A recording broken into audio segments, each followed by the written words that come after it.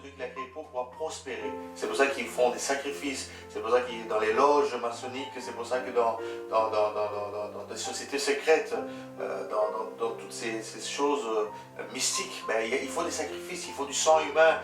Le sang c'est la vie, le sang c'est les étoiles, c'est ce que nous sommes venus sur la terre pour impacter, pour apporter la lumière, ces choses-là. C'est pour ça que vous allez voir que voilà, beaucoup de jeunes comme nous tous, à un certain moment, on a été embrigadés dans des mouvements, d'autres dans des trucs, des groupes de délinquance, d'autres dans des trucs, pas à cause d'eux, parce que Satan avait déjà vu les étoiles de ces jeunes, de ces enfants qui avaient un potentiel énorme. Après, par les connaissances, on va en discothèque, bon, la génération d'aujourd'hui va dire, c'est normal, on est des jeunes, on doit sortir, on doit faire ci, on doit faire ça, qu'est-ce que ça change, tout ça, mais on ne se rend pas compte.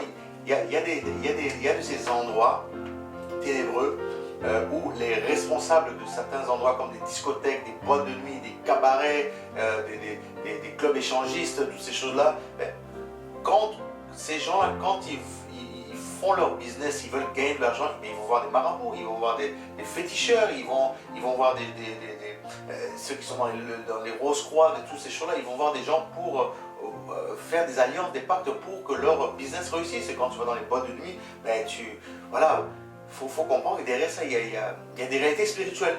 Vous allez rentrer là-bas, parfois il y a des gens qui rentrent bien, mais qui sont avec un état compliqué, parce que ce sont des terrains minés en fait. On a été ici à Bruxelles, je veux dire, depuis la nuit des temps, depuis l'époque, Ouz, le mot le billet, qui est qui? Bon, il faut savoir qui est qui. Bon, ouais. Ce sont des noms un peu interpellants du déjà vu. On a déjà vu quoi? Donc il faut, à la place Louise là-bas, bon, on a vu quelqu'un, on a vu qui, bon, on ne sait pas, c'est du déjà vu. Ça veut dire que ça se entend qu'on a déjà vu quelque chose. Tous ces endroits, la One for Four, Film 80 à l'époque, pour ceux qui se rappellent encore de cette époque-là, tous ces discothèques, on ne va pas citer tous les noms, mais le carré, pourquoi est-ce qu'on enferme les gens dans des endroits carrés comme ça?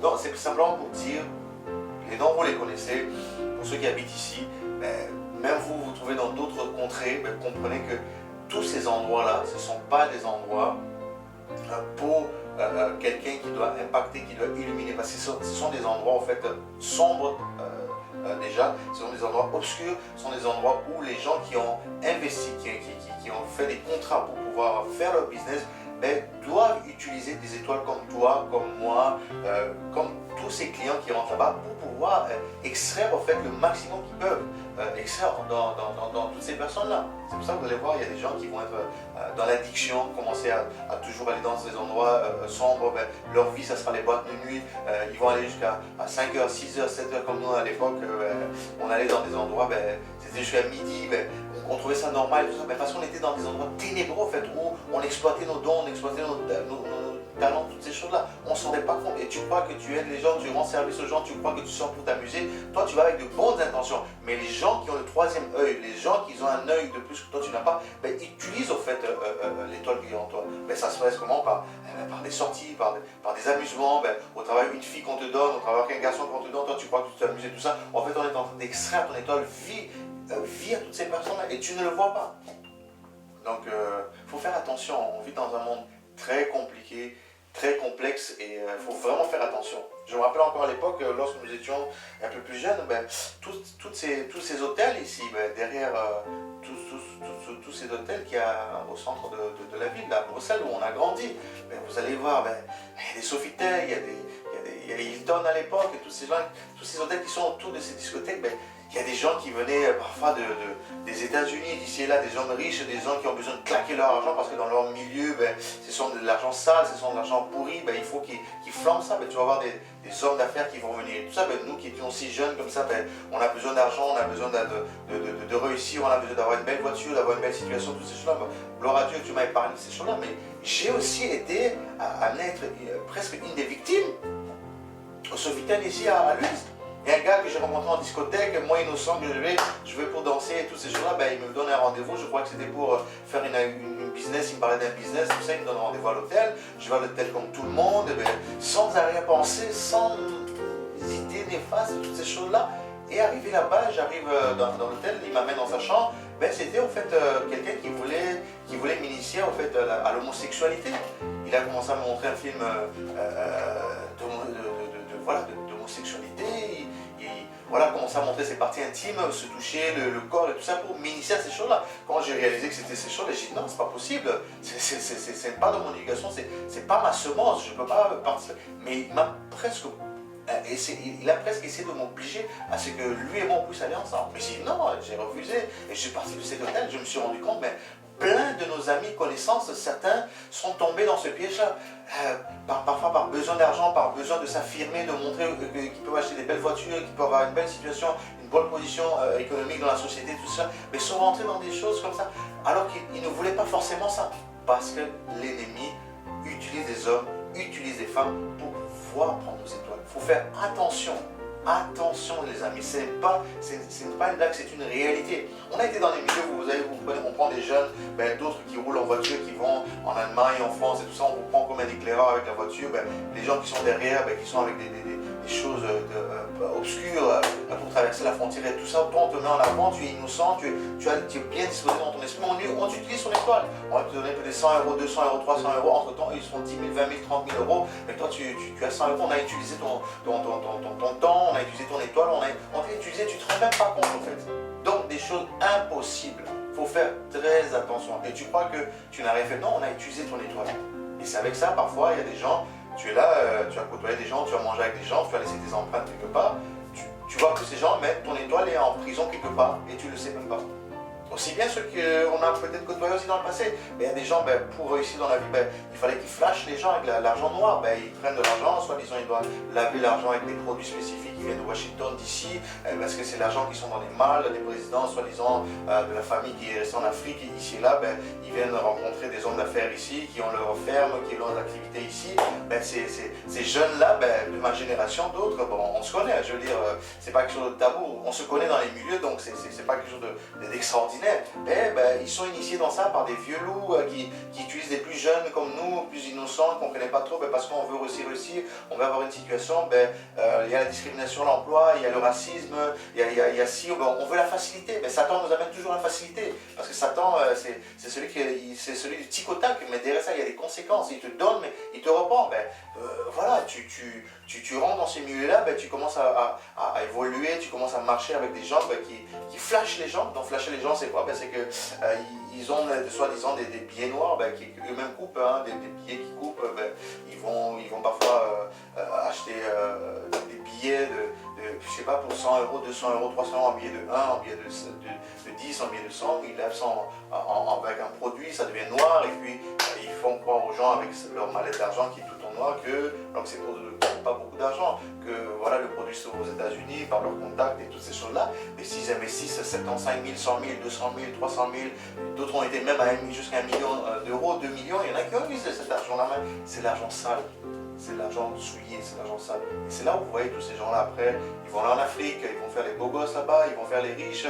Mais s'ils ne se repentent pas, ces familles-là qui ont investi leur argent, honnêtement, avec la sueur de l'enfant, vous voyez quand ils pleurent, là, Dieu qui est juste, Dieu n'entend pas leurs pleurs, Dieu n'entend pas leurs cris d'allégresse. Et vous là, qui avez été initiés, vous devez vous repentir de ces choses. On a fait ça, j'ai fait ça dans le passé, j'ai été utilisé comme un pion, je me suis repenti devant Dieu.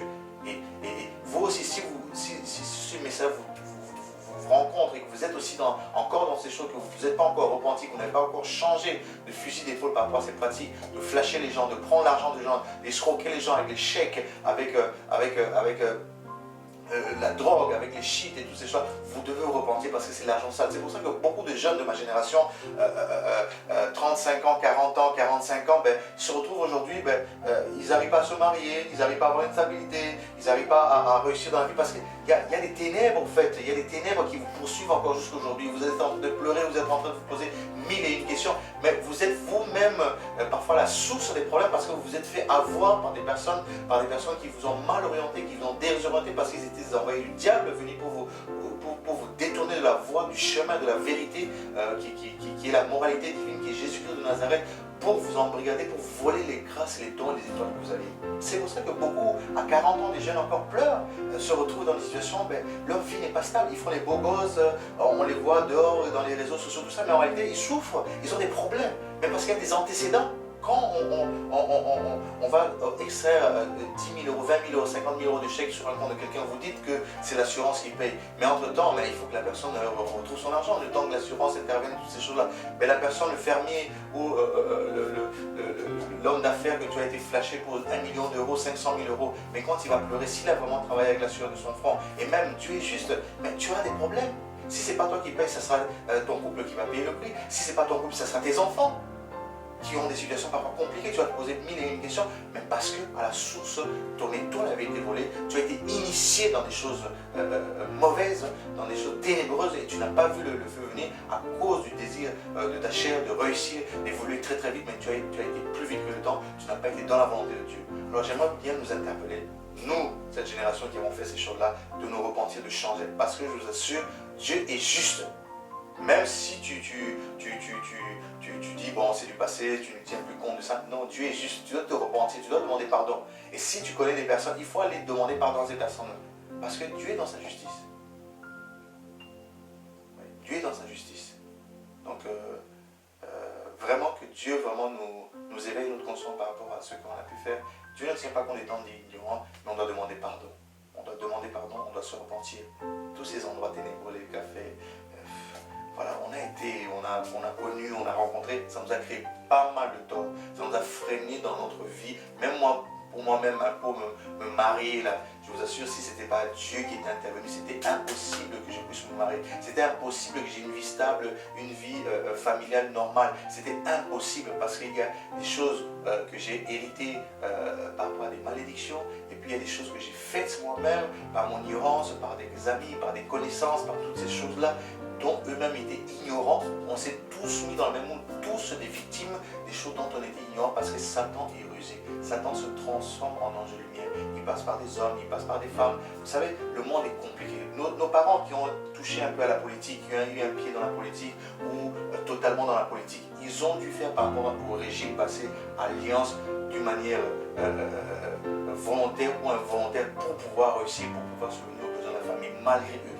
mais sans savoir le côté néfaste que cela pourrait apporter. Et nous avons payé les prix et nous payons le prix. Voilà pourquoi nous devons arrêter cette hémorragie. Et la seule manière d'arrêter cette hémorragie, c'est de donner son cœur à Jésus-Christ de Nazareth. Parce que la Bible dit dans Romains chapitre 8, verset 1er, car il n'y a maintenant plus aucune condamnation pour ceux qui sont en Jésus-Christ. C'est-à-dire que si tu sors de ces choses, si tu acceptes Jésus-Christ, la condamnation, l'hémorragie spirituelle s'arrête. Mais si tu ne saisis pas, mon ami, 30 ans va passer. 35 ans, 40 ans, 45 ans, 50 ans, 55 ans, on sera toujours là et tu vas toujours te rendre compte que tu es en train de faire le rond-point. Tu es en train de tourner en rond-point, sans trouver une sortie de secours. Sans trouver une sortie de secours. Alors que la sortie de secours, elle est là, c'est Jésus-Christ. Je vous assure, c'est pas qu'on les aime pas. On aime nos parents, on aime nos aînés, mais ils se sont retrouvés aussi dans des situations où eux-mêmes étaient embrigadés.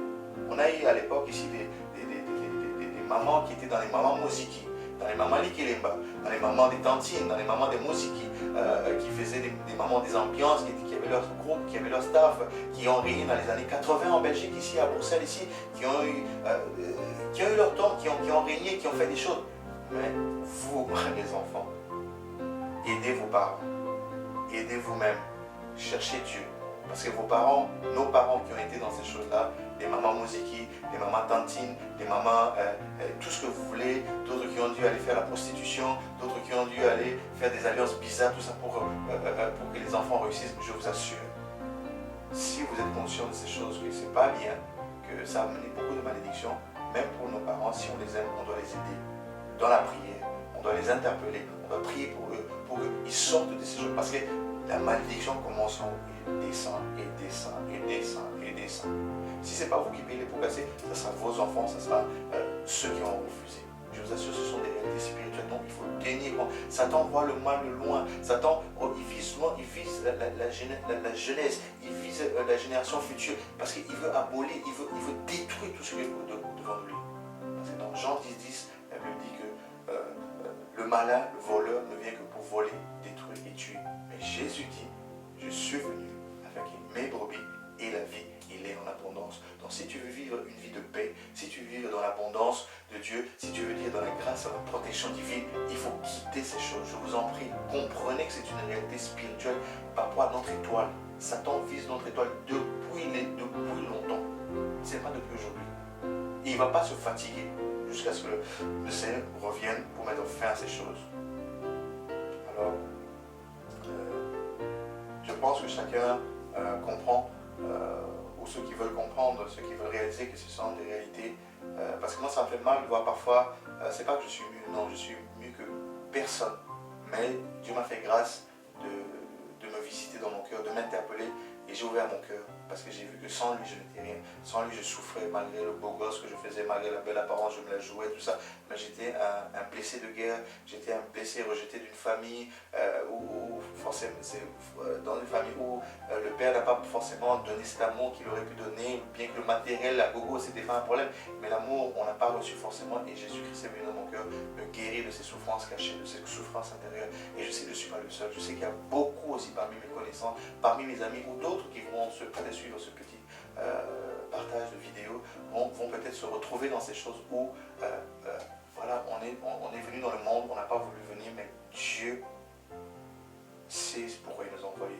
Et la seule possibilité de retrouver la vie, rentrer dans le plan de Dieu, dans le projet de Dieu, c'est de revenir à lui, c'est de retourner auprès du concessionnaire.